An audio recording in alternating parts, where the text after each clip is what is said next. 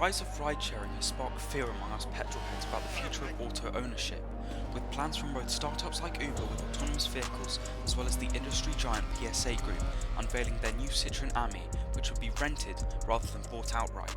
But is this just a new trend, or is it here to stay? It does seem on the surface that this style of auto use will become more commonplace, as new car sales for young buyers have been weakening year on year.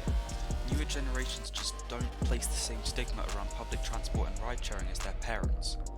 Car ownership just doesn't make sense in a heavily congested urban area where public transport is the quicker and cheaper option.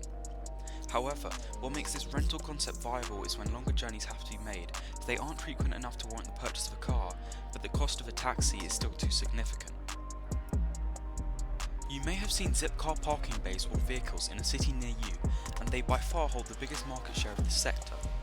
Members pay a monthly fee, which allows them to reserve a car near them, and they can drive it by the hour or day, £3 per hour or £33 per day.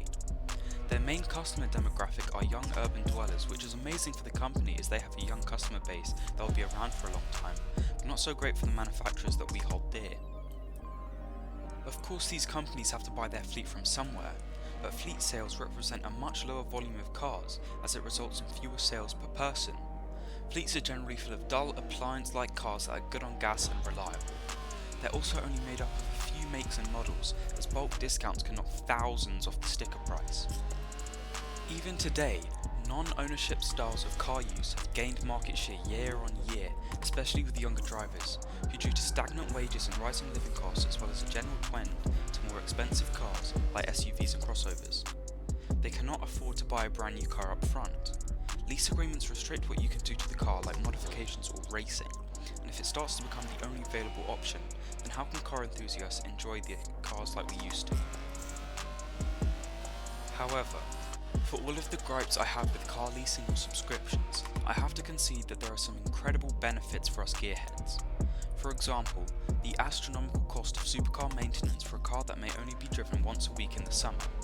Sharing the cost between other renters while still having the same time behind the wheel is certainly a tempting prospect, especially for drivers who may otherwise never be able to afford to get behind the wheel of their dream ride. Companies like US-based startup Driveshare follows the same business idea as Airbnb but transplanted over to automobiles.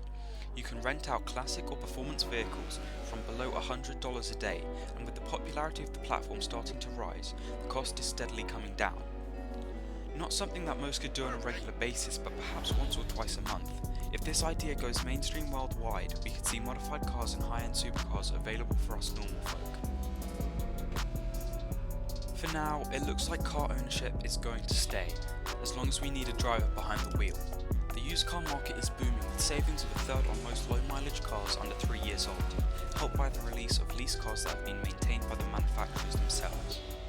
I would guess that the catalyst for the move to short-term rental would be the availability of driverless cars, something that might not be too far off in the future if Mr. Musk has his way.